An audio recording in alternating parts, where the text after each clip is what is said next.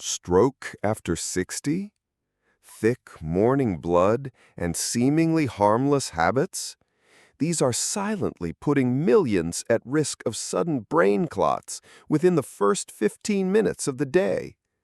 Sitting still in bed, skipping water, avoiding breakfast, these common routines might feel peaceful, but they're quietly lighting the fuse of your first stroke. You may believe that mornings are the safest time of day, but after hours of sleep, your blood becomes thicker, blood pressure spikes, and circulation slows down just when your blood vessels are at their most fragile. A single careless movement or one routine you've done for years could be all it takes to tip your body into crisis. In this video, I'll uncover 5 seemingly innocent morning habits that quietly triple your risk of stroke, explain the science behind how they harm your brain and heart, and guide you through a 15-minute morning protocol that restores healthy blood flow, lowers pressure, and helps prevent blood clots from forming. And if you're worried about the silent damage that may already be building up in your arteries, stay with me. At the end of this video, I'll share a natural method to help cleanse and heal your blood vessels over time, giving your body a second chance at real protection. Don't miss this. One small change tomorrow morning could save your life.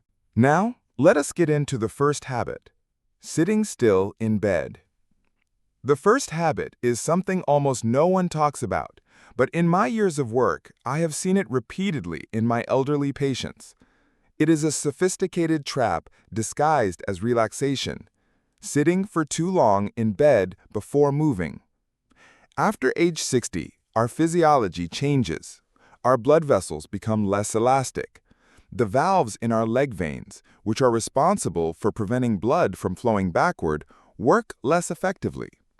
When you switch from lying flat for many hours to an immobile sitting position, gravity pulls a large amount of blood down to the lower part of your body. Because you are not moving, the calf muscles, known as the second heart, do not contract to push the blood back to the heart. The result is a dangerous chain reaction. First, the trapped blood in the legs causes venous stasis, creating a real swamp. This stagnant pool of blood immediately causes the amount of blood returning to the heart and being pumped to the brain to decrease, causing the dizziness or brain fog you often experience. But the danger does not stop there. This slow-moving blood environment is the perfect condition for platelets to stick together, skyrocketing the risk of forming blood clots. For someone with a pre-existing risk due to atherosclerotic plaques, this habit of sitting still is nothing less than a trigger for disaster. This is surprising because it goes against our intuition. We always think that lying in bed is restful and safe. But what I'm emphasizing here is the transition from lying to sitting without movement is a major vascular bottleneck. Your heart has to work much harder to try to pull that pooled blood back into circulation. And if a small blood clot has formed in the leg during the night, the first sudden movements after a long period of immobility, for example, getting up to go to the bathroom and straining, can be the action that pushes that clot upward, causing a stroke.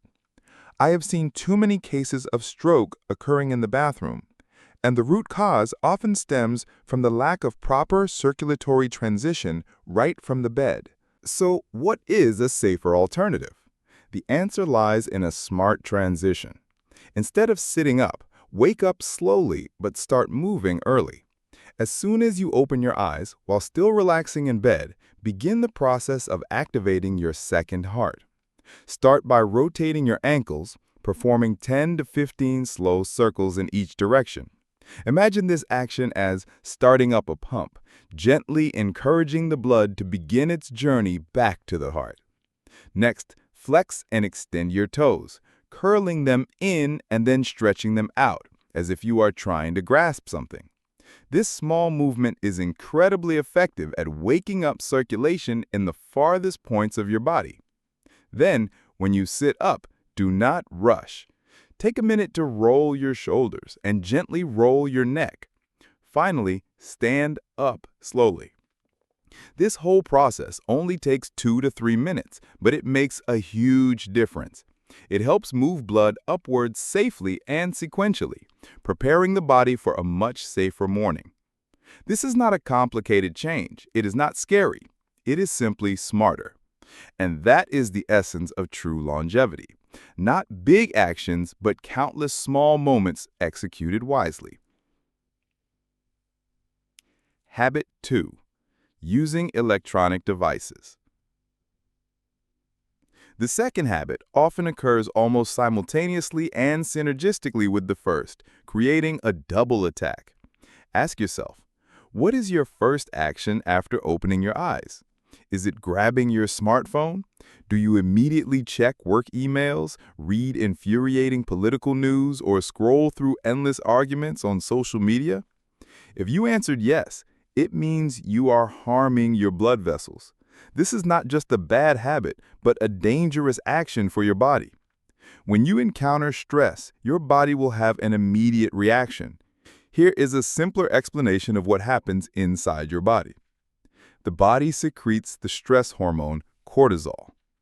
As soon as the brain recognizes a stressful situation, like a message from your boss or a bad news story, it signals the adrenal glands to release cortisol. This is the main hormone that causes the body's stress responses.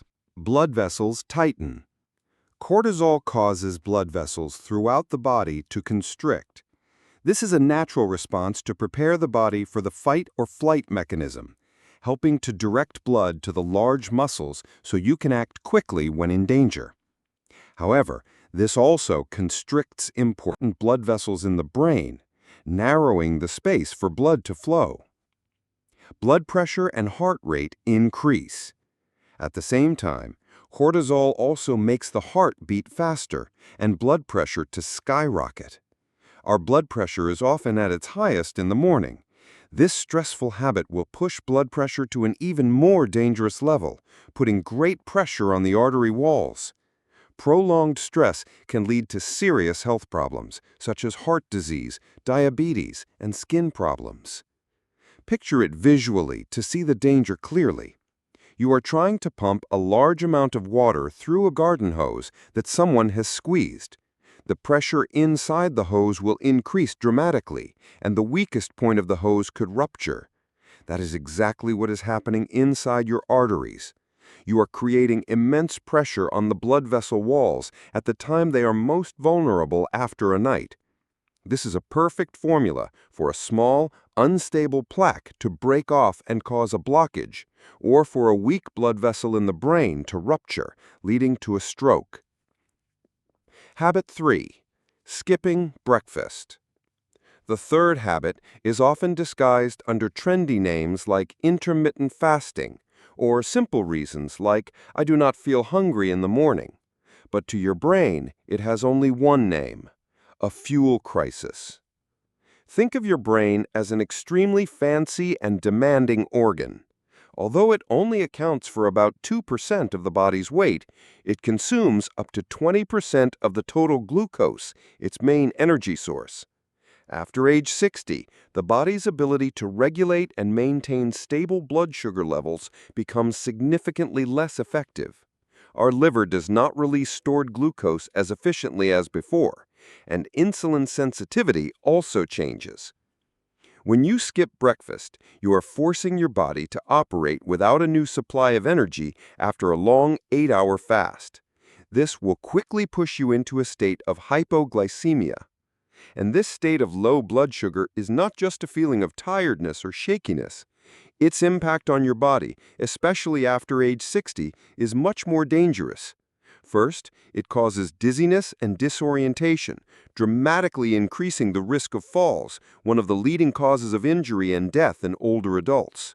At the same time, your cognitive ability is also severely impaired. A brain lacking energy cannot think clearly, make decisions, or react quickly. But the worst part is that your body, in an effort to save itself, will create a vicious cycle of stress. It is forced to release stress hormones like cortisol and adrenaline to mobilize glucose, but this action inadvertently raises blood pressure and puts more strain on your cardiovascular system. And the story becomes much more alarming if you are on medication. Imagine, if you take blood pressure medication, which already has the effect of lowering blood pressure, skipping breakfast will create a double whammy, which can cause your blood pressure to drop dangerously and you to faint. And if you take diabetes medication, you are pushing your body into a disaster scenario where your blood sugar level can plummet, leading to a coma. To put it simply, by skipping breakfast, you are letting your most important command center operate with a nearly empty fuel tank, right at the time it needs the most energy to cope with the complex biological fluctuations of the morning.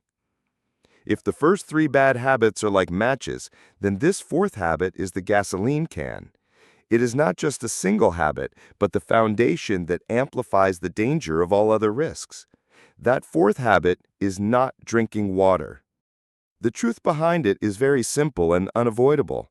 You do not drink water when you sleep. But during those 8 hours, your body is constantly working. You are still breathing, and every breath carries moisture out. You still sweat, even when you are in a cool room. Added up, the amount of water lost is significant. That is why every morning when you wake up, whether you feel thirsty or not, your body is always in a state of dehydration to a degree. So what does this state of dehydration mean for your vascular system? Imagine your blood is not pure water, but more like a pot of soup. When the amount of water, the liquid part of the soup, decreases, the concentration of other components, such as blood cells and proteins, increases. In other words, your blood becomes thicker. The inevitable consequence is that thick blood will have a higher viscosity, meaning it is stickier and moves with more difficulty through small blood vessels, especially the fragile capillaries in the brain. The danger does not stop there. Thick and slow-moving blood significantly increases The risk of platelets, the cells responsible for clotting, clumping together, forming unwanted blood clots. This is not just a theory. A shocking study published in the European Journal of Neurology has demonstrated this frightening link. The study showed that low hydration or dehydration in the morning was identified as a contributing factor in nearly half of all first-time ischemic stroke cases. Ponder that number. Not genetics, not high cholesterol, but the seemingly harmless act of not drinking enough water at the right time contributed to nearly 50% of first-time stroke tragedies. This is a startling fact, but also a very hopeful one, because it shows that drinking enough water is the most easily modifiable risk factor you can control to protect your health. Habit 5. Immobility. And finally, we return to the concept of immobility, but this time not just limited to the bed. I am talking about prolonged physical inactivity. It is the habit of waking up and then spending the next hour or two just sitting at the dining table, sitting on the sofa reading the newspaper, sitting watching TV. There is no real movement, no blood circulation, only stagnation. I know this sounds counterintuitive. Many of us, especially after retirement, think that starting the day slowly is a healthy thing. But for the physiology of a person over 60, that immobility can actually be dangerous. As mentioned, after age 60, blood tends to clot more, and the veins in the legs no longer push blood back to the heart effectively. When you do not move, your circulatory system slows down significantly. Your legs become a pooling area, and that is where most dangerous blood clots begin to form. For many years working in medical facilities, we have seen this clearly. Patients after surgery who are not mobilized early will have a skyrocketing risk of deep vein thrombosis. But what many people do not realize is that a similar risk also applies to the daily life of an older adult. You may not be in a hospital bed, but if you sit still for a long time right after waking up, your body cannot tell the difference. Stagnation is still stagnation.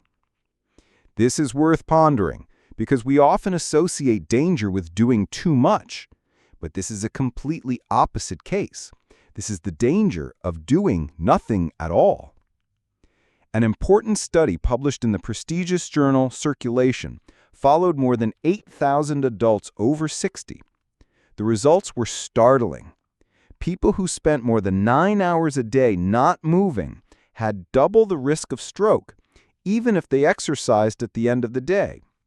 Why? That because the issue is not just how much you move, but when you move. The first hour after waking up is the most critical time to break that stagnation. We now know the 5 bad habits and their harmful effects. Now it is time to act. This is a 15-minute plan with specific steps, not general advice, to neutralize each danger. Phase 1. The first 3 minutes. Activate circulation before your feet touch the floor. And this is the first action, the foundational action, and it is non-negotiable. It will directly neutralize habit number 1 and number 5, immobility. As soon as you wake up, while still lying in bed, start this sequence of movements. Start with the most important movement, ankle rotation. Imagine your calf muscles are pumps, and this movement will start them. Just rotate each ankle 10 times clockwise and then 10 times counterclockwise. Really feel your muscles working. Next, flex and extend your toes about 10 to 15 times.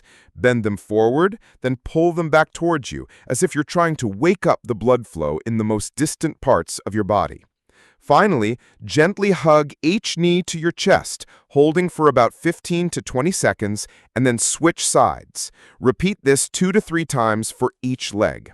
This movement is not only great for circulation in the upper body, but also helps to relieve any tension in your lower back after a long night. With just these 3 simple minutes, you are sending a powerful signal to your entire body that the period of stagnation is over. It is time to get the blood moving throughout the body. Phase 2, minutes 4 and 5. Rehydrate and refuel. After activating the circulatory system right in bed, it is time for us to refuel and hydrate the body, directly neutralizing habit number 4, dehydration, and number 3, fuel crisis. Sit up slowly, put your feet on the floor, and the first thing you do is go straight to the kitchen. There, drink a large glass of water, about 240 to 350 milliliters. And remember, it should be warm or room temperature, as cold water can cause a slight shock to your digestive system. As you drink, really visualize this glass of water thinning out the thick blood after a long night, helping it to flow smoothly and more easily. But we are not done yet. Immediately after rehydrating, you need to take a dose of energy for the brain. This is not breakfast. Consider it a strategic dose of medicine. What is the best choice? It could be a small handful of soaked walnuts, half a boiled egg, or a large spoonful of unsweetened Greek yogurt. This simple action will provide your brain with the exact minimum amount of glucose it needs to function stably, completely preventing the dangerous risk of hypoglycemia in the morning. Phase 3, minutes 6 to 15. Create a tech-free zone and find calm. In these 10 minutes, make a rock-solid commitment. Do not touch your phone, tablet, or TV. And now we come to the final stage, a direct assault on habit number 2. This is when we create a no-fly zone for all types of technology, no phone, no tablet, and no TV. Our goal is to allow the nervous system to transition peacefully from a state of rest to a state of activity. So what will you do in these 10 precious minutes? Start by gently waking up your body. While waiting for your coffee to brew, of course after you have had your water, reach your arms overhead, gently roll your shoulders, and slowly fold forward. Really feel your body gradually waking up. After waking up your body, spend a few minutes connecting with the real world. Sit by the window and simply observe the clouds drifting by, the leaves on the trees swaying, the people passing by on the street. This seemingly simple action has extraordinary power in recalibrating the brain, bringing it back to the natural rhythm of the world. And in that very moment of peace, practice gratitude. Take a minute to think of 3 specific things you are truly grateful for. It could be the warmth of your bed, the taste of the water you just drank, or the sound of birds chirping outside. Remember, science has shown that gratitude is the most powerful natural antidote to the stress hormone cortisol. By following this entire 15-minute process of activating circulation, rehydrating, refueling, and finding peace, you are step-by-step, systematically dismantling the stroke machine that old habits have unwittingly built up each day. Do this 15-minute routine correctly, and you have significantly reduced your risk of stroke. But what about the damage that has accumulated from before? Is there a way to clean up your blood vessels? The answer is yes, and it is right in the next video you must watch.